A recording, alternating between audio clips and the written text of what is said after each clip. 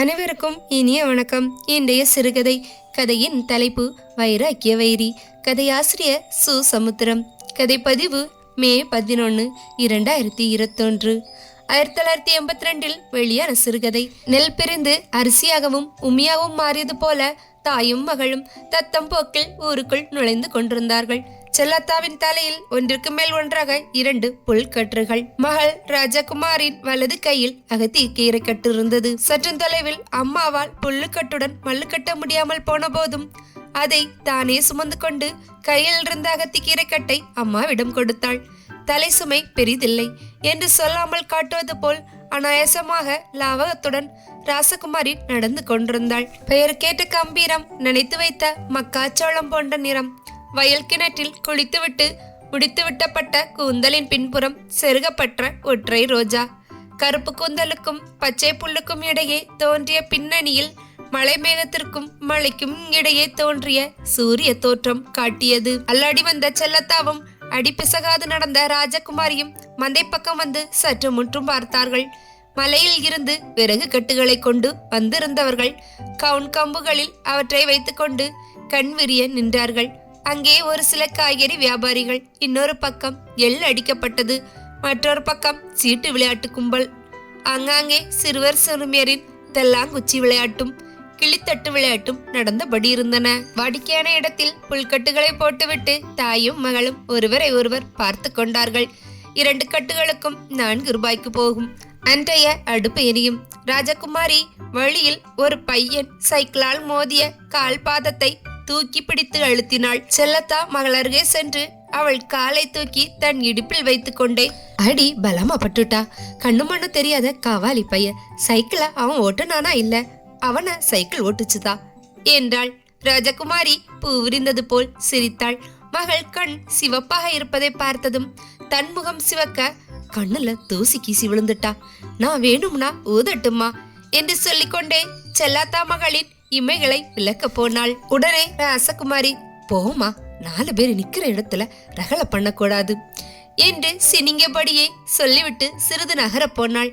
இதற்குள் விறகுக்காரர் ஒருவர் சிரித்தபடியே கேட்டார், செல்லாத்தா, அத்த பேருக்கு ஏத்தபடி பொண்ணா பெத்த, 8வது வகுப்புல நல்லா படிச்ச பெண்ணையும் நிறுத்திட்டு புல்லு வெட்ட போட்டுட்ட, கண்ணுல கூட முள் குத்தும், காலுட பட்டுட்டுன்னு கலங்கினா என்ன அர்த்தம்? செல்லாத்தா சொன்னவரை பார்த்தாள். அந்த பார்வையில் முன்பு இதே மாதிரி கேள்வி கேட்டவர்களுக்கு வயிற்றுல மூதேவி இருக்கும்போது வாயில எப்படி சரஸ்வதி நிற்பாள்?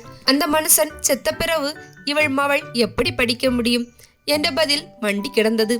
அதற்குள் மனம் பொறுக்காத இன்னொரு மனிதர், போக்கா, நம்ம ஊருக்கு ஒரு தடவை கலெக்டர் அம்மா வரும்போது நம்ம ராசகுமாரிய தான் நினைச்சேன், இவளும் படிச்சிருந்தா கலெக்டரா வந்திருப்பா என்றார். எல்லோரும் ராசகுமாரியை பார்த்தார்கள். அவளுக்கு வெட்கமாக போய்விட்டது. காடு மலைகளில் புல்வெட்ட விறகு வெட்ட போனாலும் உடம்பில் எந்தவித சுவடும் பதியாமல் தோன்றும் அந்த சேதாரம் இல்லாத சிறுசையை பார்த்தார்கள். இதர பெண்களைப் போல், என்ன சின்னையா, கத்தரிக்காய் அவுத்ததுல எவ்வளவு கிடைச்சது என்று கேட்கவும் மாட்டாள். அப்படி கேட்ட பெண்கள் தகராறு என்று வந்து விட்டாள். சொத்த கத்திரிக்காய கொடுத்ததே உன் கையில கரையா அரிக்க என்பது போல் திட்டவும் மாட்டாள். பார்வையிலே மரியாதை கொடுப்பவள், குறுஞ்சிரிப்பிலே பண்பாடை காட்டுபவள். அந்த பக்கமாக களை வெட்டி விட்டு வந்த முத்துமாரி, செல்லாத்த சித்தி, ஓ மவளுக்கு கல்யாணம்மா, மெட்ராஸ் மாப்பிள்ளையா, சொன்னால் சாப்பாடு போடணும்னு நினைச்சு சொல்லலியா என்றாள். செல்லாத்தா ஆதங்கத்தோடு சொன்னாள், கண்காணாத சீமைக்கு இவளை அனுப்ப போறதே நினைச்சா எனக்கு காலும் ஓட மாட்டேங்குது, கைய ஓட மாட்டேங்குது. இவளை விட்டு விட்டு எப்படிதான் பிரிஞ்சிருக்க போறேனோ.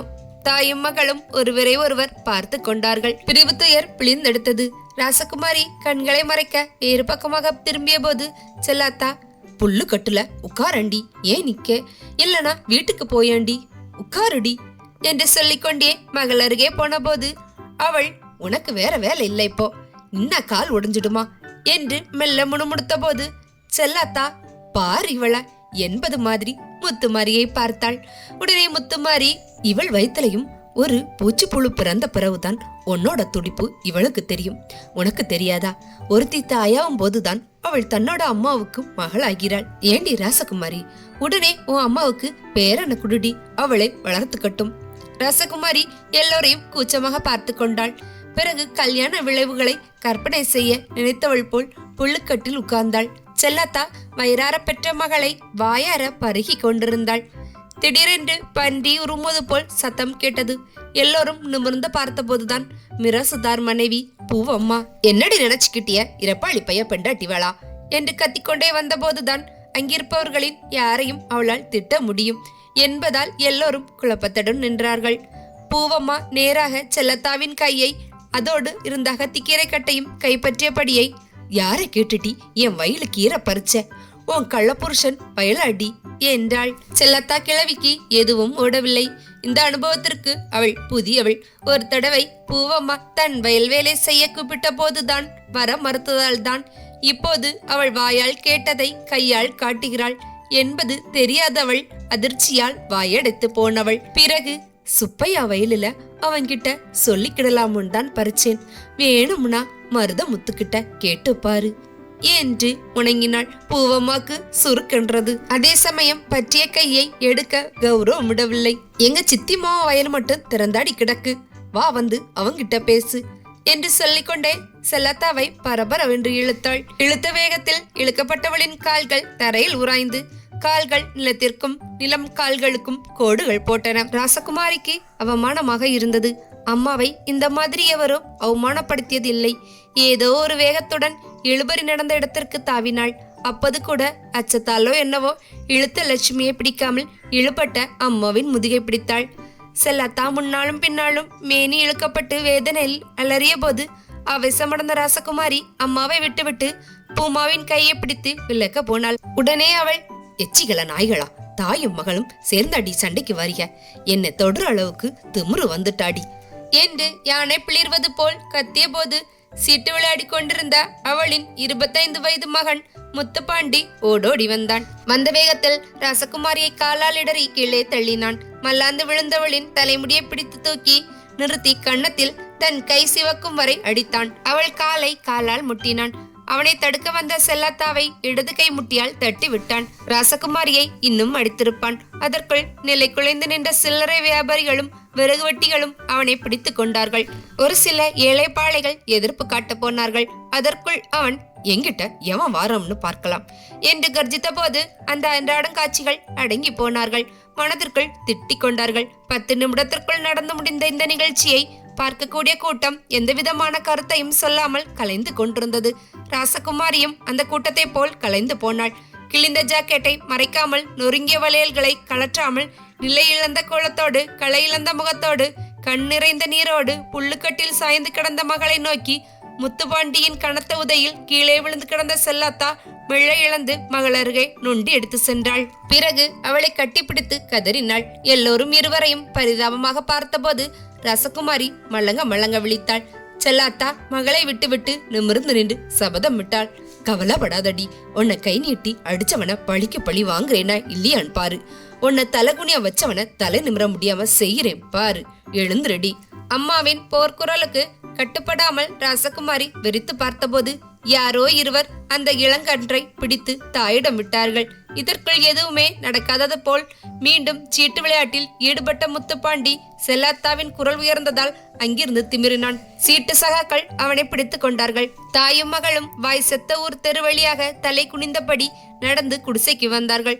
ராசகுமாரி வீட்டுக்குள் போன உடனே வேகமாக ஓடி நாற்காட்டில் குப்புறப்படுத்து கொண்டாள். என்னையா, என்ன பெத்த ஐயா, ஒரு தடவை வந்து எங்களை பார்த்துட்டு போங்க, ஒரு தடவை என்று கூறியபடியே கூப்பாடு போட்டாள். செல்லத்தாவுக்கு ஏதோ ஒரு வைராக்கியம். புடவை இறுக்கி கட்டபடியே வெளியே புறப்பட்டாள். அப்போது பக்கத்து குடிசைக்காரர் வந்தார். எங்க அக்கா போற? போலீஸ் ஸ்டேஷனுக்கு. என் மகளை கை தொட்டு அடிச்ச பைய கையில விலங்கு மாற்றத நான் பார்க்கணும். அவனை போலீஸ்காரங்க நாய் மாதிரி நடு ரோட்ல இழுத்துட்டு போறத என் மக கண்ணால பார்க்கணும். நீயும் துணைக்கு வாரியா? சொல்றேன்னு தப்பா நினைக்காத. இங்க நடக்கிற அநியாயத்துக்காவது அங்க போற, அங்க நடக்கிற அநியாயத்துக்கு எங்க போவ? உன் மகளை அடிச்சது யார் சாட்சி சொல்லுவா? கோர்ட்டுக்கு போவியா? புல்லு வெட்ட போவியா? உன் மகளை குண்டுல நிறுத்தி வக்கீல் பச்சை பச்சையா கேட்பான். அந்த சின்னஞ்சிறுசால தாங்க முடியுமா? செல்லாத்தா மருவினாள். மருவி கருவி கொண்டே கேட்டாள். அப்படின்னா அடிச்சவன் கையில விலங்கு போட முடியாதாம்? உன் கைக்கு விலங்கு போடாம இருந்தால் சரி. முத்துப்பாண்டி அடிச்சதுனால கை வலிக்குதுன்னு உன்கிட்ட நஷ்டஈடு கேட்காம இருந்தா சரி. பேசாம 4 பெரிய மனுஷங்கன்னு இருக்கவங்க கிட்ட நியாயம் கேளு. செல்லாத்தா நிதர்சனத்தில் புலப்படாத அதே சமயம் புரியக்கூடிய கரம் ஒன்று தலையில் அழுத்தியது போல் தரையில் உட்கார்ந்தாள். உள்ளே ராசகுமாரி, ஏமா எனக்கு ஒரு அண்ணனோ தம்பியோ இருந்தா இப்படி ஆவுமா என்று குமரி குமரி அழுதாள். செல்லாத்தா எழுந்தாள். ஊருக்குள் ஓடினாள்.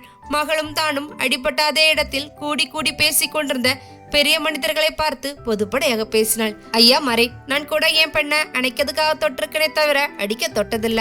அப்படிப்பட்ட என் அருமை மழை முத்துப்பாண்டி கை நீட்டி அடிச்சுட்டான் ஐயா. இந்த அநியாயத்தை கேட்டு தாங்க ஐயா.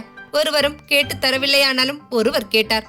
பேசாம போமா, அதே முத்துப்பாண்டி வாரான். அனாவசியமாய் பழையும்படியும் சண்டை வரும். நாங்க கூப்பிட்டு கண்டிக்கிறோம், நீ போ. என்னையா இது, அடிச்சவனை அடிக்காம அடிப்பட்டவளை போக சொல்றிய? உன் பொண்ணை இப்படி யாராவது அடிச்சா? இதோ பாரு, அனாவசியமாய் வீட்டுல இருக்கிற பொண்ணுங்களை இழுக்காத. திருவிழா பெண்ணை தானே அடிச்சான், இப்போ அவனை கொலை பண்ற சொல்றியா? நடந்தது நடந்துட்டு, அவனை சத்தம் தான் போட முடியும். நீயும் அகத்திக்கிறைய கேட்டுட்டு பறிச்சுக்கணும். வயக்காட்டுல ஒரே திருட்டா போச்சு. அருணாச்சலம் மச்சான், நாம ஏதாவது பண்ணணும். நேத்து கூடி ஏன் தென்னை மரத்துல. சரி நீ போமா. செல்லாத்தா போவதற்கு முன்பே முத்துப்பாண்டி வேட்டியை முட்டிக்கு மேல் தூக்கி பிடித்து கொண்டு கம்பீரமாக வந்து நின்றான். செல்லாத்தா கூனி குறுகி வீட்டுக்கு வந்தாள். இரவில் தாயும் மகளும் சாப்பிடவில்லை. அடுப்போடு சேர்ந்து விளக்கும் எரியவில்லை. இருவரும் புரண்டு படுத்தார்கள். ஒருவர் இறுக தழுவி கொண்டார்கள். ஏங்கி அழுது கொண்டார்கள். அடிப்பட்ட இடங்களை அழுத்தி கொண்டார்கள். இருவரும் விடிவில்லாமலே பொழுது விடிந்தது. ராசகுமாரி இன்னும் சேத்திற்கு வரவில்லை. பழக்கத்தோசத்தில் எழுந்தவள் பழக்கமில்லாத நிகழ்ச்சியை நினைத்தாள். நினைவு அவளை தெருப்பாக்கி கட்டிலில் போட்டது. என்ன செய்வது என்று புரியாமல் செல்லாத்தா மகளையும் ஆகாயத்தை மாறி மாறி பார்த்த போது முத்து மாறி வந்தாள். பேசாம காளியாத்தா கிட்ட முறையிடு. இன்னைக்கு வெள்ளிக்கிழமைல நல்ல நாள். காளியாத்தா பழி வாங்கி காட்டுவாள். செல்லாத்தா முத்துமாரியை பார்க்காமலும் பதிலளிக்காமலும் காளி கோவிலுக்கு போனாள். சிங்க வாகனத்தில் திரிசூலத்துடன் காட்சியளித்த காளியின் களிமண் சிலையின் முன்னால் நின்று கூப்பாடு போடுவது போல் கூக்குரலிட்டாள். காளியாத்தா, என்னோட மகள இல்ல உன்னோட மகள முத்துப்பாண்டி அடிச்சு அவமானப்படுத்திட்டான். அவன் கையில கரையான் அரிக்கணும். என் மகளோட குனிஞ்ச தலை நிமிரணும். ஒரு அறிகுறி காட்டு தாயே. அடுத்த வெள்ளிக்கிழமைக்குள் அவன் நாசமா போவணும். சொல்லி வைத்தார் போல் கவுளி அடித்தது. 7-8 தடவை காளியம்மன் சிலையின் பின்புறம் டக் டக் என்று சத்தம். செல்லாத்தா குலுங்க அழுதாள். நீ இருக்க தாயே இருக்க என்று சொல்லியபடியே உடைந்த சட்டி ஒன்றில் இருந்த குங்குமத்தை எடுத்து தன் நெற்றியில் பூச மறந்தவளாய் நேராக வீட்டுக்கு வந்தாள். கட்டிலில் அலைமோதி கொண்டிருந்த ராசகுமாரியின் நெற்றியில் குங்கும திலகமிட்டபடியே, காளியத்தா வரம் கொடுத்துட்டாடி. அடுத்த வெள்ளிக்கிழமைக்குள் என்ன நடக்குதுன்னு பாரு என்றாள் கம்பீரமாக. ராசகுமாரியும் ஆறுதல் அடைந்தாள் போல் எழுந்து உட்கார்ந்தாள். செல்லாத்தா நாட்களை எண்ணிக்கொண்டிருந்தாள். ஒவ்வொரு நாளும் வினாடி வினாடியாக எண்ணினாள். பல தடவை காளியம்மன் கோவிலுக்கு போய் நீ பதில் அளிச்சது பலிக்குமா தாயே என்று கேட்டுக்கொண்டாள். ஒரு வாரத்தில் எதுவும் நடக்கவில்லை என்று சொல்ல முடியாது. சைக்கிளில் டவுனுக்கு போகும் முத்துப்பாண்டி பைக்கில் போனான். செல்லத்தாவே கண்ணழுக கண்டாள். சனிக்கிழமை செல்லத்தாவும் மகளோடும் சேர்ந்து முடங்கி போனாள். திடீரென்று குடுகுடுப்பை சத்தம். நல்ல காலம் பிறக்குது. இந்த வீட்டை அவமானப்படுத்துறவன் ஓடுறான் தலை தெறிக்க ஓடுறான். செக்கம்மாவால 4 நாள்ல நாசமா போறான். செல்லத்தா எழுந்தாள். 4 நாளா? அடுத்த செவ்வாய். அதுக்குள் ஏதாவது நடக்கும். காளியத்தா, சி, அவளை இனிமேல கும்பிடாது. செக்கம்மா, நீ சொல்றத நம்புறேன். செக்கம்மா சொன்ன பிறகும் அவளை நம்பாதது போல் வயல்வெளிக்குள் போகாமல் முடங்கி கிடந்து தெய்வ நித்தனைக்கு ஆளாக விரும்பாத போல் களை கொத்தியையும் ஓலை பெட்டியையும் தூக்கி கொண்டு செல்லாத்தா புல் வெட்ட புறப்பட்டாள். சனிக்கிழமையில் தோன்றிய நம்பிக்கை ஞாயிறில் கம்பீரமாகி, திங்களில் சந்தேகமாகி, செவ்வாயில் படபடப்பாகியது. அவளால் அன்று புல் வெட்ட போக முடியவில்லை. செவ்வாய் இரவில் ஊரில் பரபரப்பு. செல்லாத்தா விரைந்து போனாள். முத்துப்பாண்டிக்கு நிச்சய தாம்பூலமாம். ராசகுமாரி எலும்பு தோளுமாகி விட்டாள். உடலுக்காக உண்டவள் உயிருக்காக கஞ்சி குடித்தாள். குடித்தது குடலில் தங்கவில்லை. வாந்தியானது. கண்களில் வெளுப்பு ஏற்பட்டது. ஒரு நாள் எதேச்சையாக வெளியே சற்று உலாவிய ராசகுமாரி திடீரென்று, எம்மா, ஏயா, இந்த ஊர்ல தெய்வம் இல்லையா? மனுஷங்க மாதிரி அதுவும் செத்துட்டா என்று புலம்பிக் கொண்டே முற்றத்திற்கு வந்து தன் தலையை வைத்து சுவரில் இடித்தாள். மகளின் அழுகைக்கான காரணத்தை அறிய வெளியே ஓடிய செல்லாத்தா முத்துப்பாண்டி தன்னுடன் போகும் தோழர்களுடன் தன் வீட்டை திரும்ப திரும்ப பார்த்தபடியே சிரித்தபடியே பேசிக்கொண்டு போவதை கண்டாள். உடனே அவளும் ஓடி வந்து அழுதாள். சுவரில் மோதிய மகளை பிடிக்க போனாள். முடியவில்லை. தானும் தன் பங்கு சுவரில் மோதியது போல் ராசகுமாரி நிதானப்பட்டாள். செல்லாத்தா நம்பிக்கை இழந்தவளாக புல்வெட்ட புறப்பட்டாள். எதிரே சுடலமாட சாமியாடி வந்தார். அவளால் தாழ முடியவில்லை. ஏதோ சொல்ல போனாள். அதற்குள் சாமியாடி, எனக்கு எல்லாம் தெரியும், இன்னும் 10 நாள்ல பாரு, உன் மகளை அடிச்சவன் அக்கு வேறா ஆணி வேறா ஆக போறான் பாரு, சொல்ல மாட சொல்லிட்டான் என்றார். செல்லாத்தாவுக்கு பாதி நம்பிக்கை வந்தது. கம்பாக்கரையில் நடந்த போது சோழமாடன் சாமியாடி சொன்னது சரிதானா? இப்பவே அசிரீரியா ஏதாவது கேட்கணும் என்றாள். அந்த சமயத்தில் அவளுக்கு முன்னால் போன 2 பேர் உப்பத்தினவன் தண்ணிய குடிச்சுதான் ஆகணும், வேணும்னா பாரு என்று பேசிக்கொண்டே போனார்கள். செல்லாத்தா தைரியப்பட்டாள். 10 நாட்களில் 5 கழிந்தன. செல்லாத்தாவுக்கு நம்பிக்கை சந்தேகமாகியது. வீட்டுக்கு திரும்பும் வழியில் எதிரே ஒரு நாய் வந்தது. இந்த நாய் திரும்பி நடந்தால் நான் நினைச்சது நடக்கும் என்று நினைத்து கொண்டாள். நாய் திரும்பி நடந்தது. அவள் திருப்தியோடு நடந்தாள். 8வது நாள் ஒரு சின்ன பையன் எதிரே வந்தான். அவளால் தாழ முடியவில்லை. ராசா பாட்டி, நினைச்சது நடக்குமா? தெய்வ வாக்கா சொல்லுடா ராசா என்றாள். பையன் பயந்து போயே என்னவோ நதக்கும் நதக்கும் என்றாள். செல்லாத்தாவுக்கு பூரிப்பு. நாட்கள் நகர்ந்தன. காளியத்தா, செக்கம்மா, சொலமாட, என் மகளோட குனிஞ்சதல நிமுறனும் நிமுறனும் என்று சொல்லி கொண்டாள். நாட்கள் கூடியது போல் அவள் விண்ணப்பித்துக் கொண்ட தெய்வங்களின் பட்டியல் தான் கூடியது. 10 நாட்கள் கழிந்து 11வது நாள் வந்தது. முத்துப்பாண்டி வீட்டில் பங்காளிகளின் ஆக்கி போடும் கூட்டம். செல்லாத்தா ஆவேசத்துடன் வீட்டுக்கு வந்தாள். ராசகுமாரி மூளையில் சாய்ந்தபடியே ஒரு கடிதத்தை பார்த்துவிட்டு உதட்டை பிதுக்கிக் கொண்டே யாருக்கோ சொல்வது போல் தாயிடம் சொல்லலாம். என்ன கட்டிக்க போறவருக்கு கடுதாசி போட்டேன், நடந்ததை எழுதினேன், என் அவமானத்தை தொடச்சிட்டு தான் தாலி கட்டணும்னு எழுதினேன். அதுக்கு அவரு இவ்வளவு நடந்த பிறகு கல்யாணம் பண்ண முடியாதுன்னு எழுதியிருக்கார். செல்லாத்தா மகளின் கையில் இருக்கும் கடிதம் போல் கசங்கி போனாள். 10 நாட்களுக்கு முன்பு ராசகுமாரி பக்கத்து வீட்டு பையன் மூலம் கவர் வாங்கி கடிதம் எழுதியதை பார்த்தாள். இளமையில் தன்னோடு படித்து இப்போது பல இடங்களில் நல்ல வேளையில் இருக்கும் சிநேகிதிகளுக்கு மகள் கடிதம் எழுதுவதுண்டு. அந்த கடிதத்தை அப்படித்தான் எடுத்துக்கொண்டாள். ஆனால் ராசகுமாரிக்கு கல்யாணம் நடந்து சென்னைக்கு போய்விட்டாள். அவளுக்கு பட்ட அவமானம் மறந்து போகலாம் என்றதும் தானும் ஒருவேளை அங்கே போய் ஒதுங்கிக் கொள்ளலாம் என்று நினைக்க துவங்கிய செல்லாத்தா உடல் போய் உயிர் மட்டும் பிடிதாரம் இல்லாமல் நிற்பது போல் நின்றாள். மகளை பார்த்தாள். அவளோ முடங்கி கொண்டாள். செல்லாத்தாவின் தலைக்குள் ஏதோ ஒன்று குடைந்தது. யாராவது ஒருவர் அவளிடம் கவலைப்படாதே என்று சொல்ல வேண்டும் போல் இருந்தது. வெளியே ஓடினாள். வெறி பிடித்தவள் போல் ஓடினாள். கண் பார்க்க பாதையில் மண்புழு போல் நகர்ந்தாள். மரணக்கிணற்றை தாண்டும் எந்திர வண்டி போல் தாவினாள். எதிரே சுடலமாட சாமி அடி வந்தார். ஆறுதலை விரும்பினாள். அடைக்கலம் நாடினாள். நல்லது நடக்கும் என்ற நப்பாசை. என்னையா, ஒரு வாரத்துல நீர் நன்மை ஆரம்பிக்கும்னு சொன்னது தீமையா முடிஞ்சிருக்கு. சொல்ல மாட்டை இப்போ என்ன சொல்றாரு? சாமி அடிக்கு அப்போது ஏதோ கஷ்டகாலம் கத்தினார். சொல்லமாடன் கிடையாது. அப்படி இருந்தால் அவனை நான் கொலை பண்ணிருப்பேன். நீ வேற. இனிமே மாடனை பத்தி கேட்காத, அது வெறும் கல்லு. சாமியாடி தன் பாட்டுக்கு போன போது செல்லாத்தா ஏதோ ஒரு குறுக்கு தெருவில் இலக்கு இல்லாமல் நடந்தாள். அந்த வழியாக வந்த முத்துப்பாண்டியின் தாய் மாமன் அவளை எச்சரித்தார். செல்லாத்தா தன் பாட்டுக்கு நடந்தாள். உயிரை எந்திரமாக்கி உடலே ஒரு ஜடமானது போல் யாரோ தன்னை இழுத்து கொண்டு போவது போல் நடந்து நடந்து ஊர் கச்சேரியின் முகப்பிற்கு வந்தாள். அங்கே திரண்டு நின்ற கூட்டமோ கசமுசா சத்தங்களோ அவள் காதில் பதிவாகவில்லை. கோயில் விழாக்களிலும் கல்யாண கருமாந்திரங்களிலும் அவசர அவசரமாக வந்துவிட்டு பிழைப்புக்கு ஒன்றும் அன்றாடும் காட்சிகள். நாட்டாமைக்காரரின் சொல்லுக்கு கட்டுப்பட்டு அன்று கத்தி கம்புகளோடு திரண்டு நின்றார்கள். எல்லோருக்கும் ஏனோ தனவாய் தெரிந்த ஒரு செய்தியை தலை நரைத்தாலும் உடல் நரைக்காத நாட்டாமை எடுத்துரைத்தார். இவ்வளோ நாளா நான் உங்களுக்கு தீர்ப்பளிச்சேன், இப்போ நீங்க எனக்கு தீர்ப்பளிக்கணும். வெட்டாம்பட்டிக்கு என் மகன் போயிருக்கும் போது நம்ம ஊரை கேவலமா பேசிருக்காங்க. அதை தட்டி கேட்ட என் மக ராசத்துறைய அந்த ஊரு பயலுவ அடி அடின்னு அடிச்சுட்டானுங்க. இந்த 18 பட்டிகளுக்கும் பார்த்து பயப்படுற பட்டி நம்ம பட்டி. இதைய விவகாரமா நினைக்காம நம்ம ஊர் மானமா நினைச்சு அந்த ஊருக்கு போய் அடிச்ச பயல்களை பிடிச்சுக்கிட்டு வரணும். உங்களோட இன்னைய பொழப்பு நான் பொறுப்பு. ஏதாவது ஏடா கூடமா நடந்தாலும் சகலத்தை நான் பார்த்துக்கிடுவேன். புறப்படுங்க. சில வேல் கம்புகள் ஆவேசமாய் உயர்ந்தன. அரிவாள்கள் முதுகிலிருந்து முன்பக்கம் வந்தன.